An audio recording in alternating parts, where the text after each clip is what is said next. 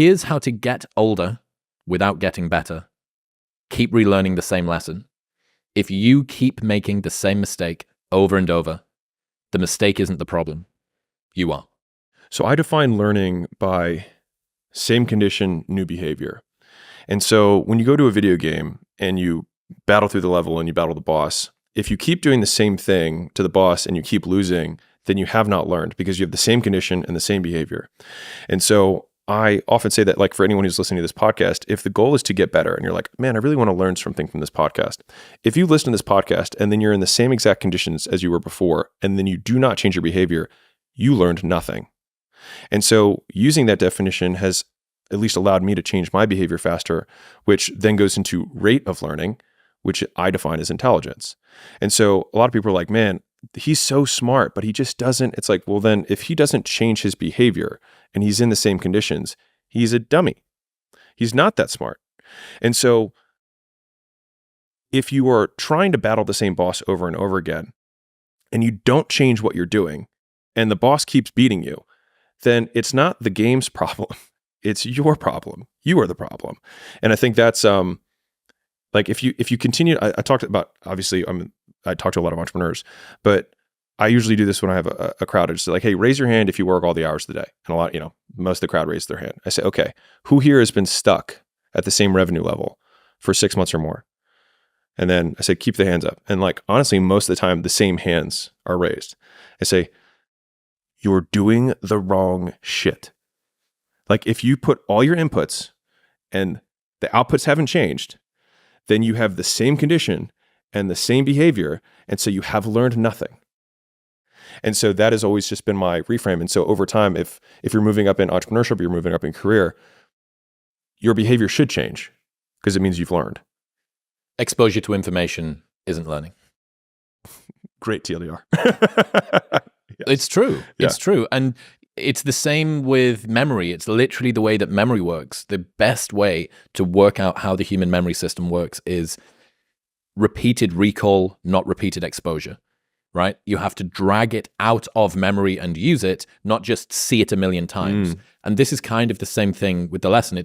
You can listen to any of the podcasts that exist on the internet, or the ones that we've done, or the ones that you love, or whatever. And if you don't apply anything, it's a waste of time. And this is the best solution for this is Tim Ferriss's The Good Shit Sticks. Look, what's the thing from the podcast or the book or the audiobook or the whatever that you read or listened to that you can't stop thinking about? That you go to bed and you think about it, that you took a screenshot or a screen recording and sent it in the group chat, that you like texted your mum about it at 3 a.m. Oh, this really explains the way that I felt in school, or the way that I felt when such and such broke up with me, or whatever. That's the thing. That's the thing to focus on. But a lot of the time, the problem with mental masturbation is that the amount of information you can intake versus the amount of change that you can deploy is asymmetric. Yeah, when I was getting started in my entrepreneurial journey, and I would say this was when I was an entrepreneur, right? Like I hadn't quit my job yet. I started reading all these self-help books. And I remember reading, like, it was probably like my 10th book in a row. And I realized that the words in that book contradicted like the second self-help book that one was like, it's all about goals. The other one's like, it's all about taking, steps or whatever it was. Right. And I all of a sudden I was like, my life is the same. I've read all these books, but I still literally live in the exact same condo in Baltimore doing the same job. Like nothing has changed. And so I just made the commitment that whatever the next book that I was going to read, I would just not read another book until I'd done everything in that book. And that's when I quit my job and I did a whole bunch of other things. And I've actually more or less stuck with that in terms of like when I read books or even listen to podcasts, I usually do it with an intention to get something out of it. And I usually have notes up. And so my intake on information, because I get asked a lot, I'm sure you do. Like I actually don't read that much. I definitely don't read nonfiction. I read like fantasy every once in a while. Red Rising, baby. That's right. But it's because usually I get overwhelmed with the amount of things I would have to do. And so I'm like, I don't need more information. I'm good. Like I could read a chapter and be like, all right, that's it. It'll take me 2 weeks to do this. And so then like the rest of the time is doing that. And so how do you ensure that the things that you're reading are giving you good advice? Because if you didn't move on before you took 2 weeks to go and do the thing, but the thing was dog shit, you've spent 2 weeks going backward.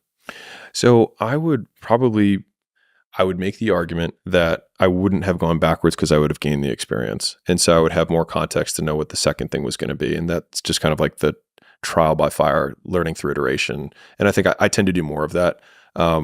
Sort of a win or learn philosophy. Yeah. And I would say that like there are entrepreneurs who are definitely like super, super duper planners.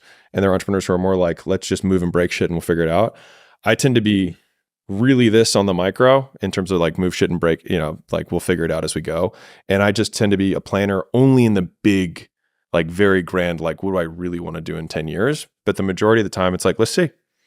And we'll learn. I've learned so much of the content that I have comes from just fucking up in business. And people are like, this is such original content. I was like, this is just because that's what my life was. I made this mistake and it didn't work.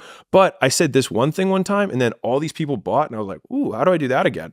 And so like, it was always through iteration. And I've read all these books, but there's just knowing how, knowing that and knowing how. Like knowing that maybe this works, maybe.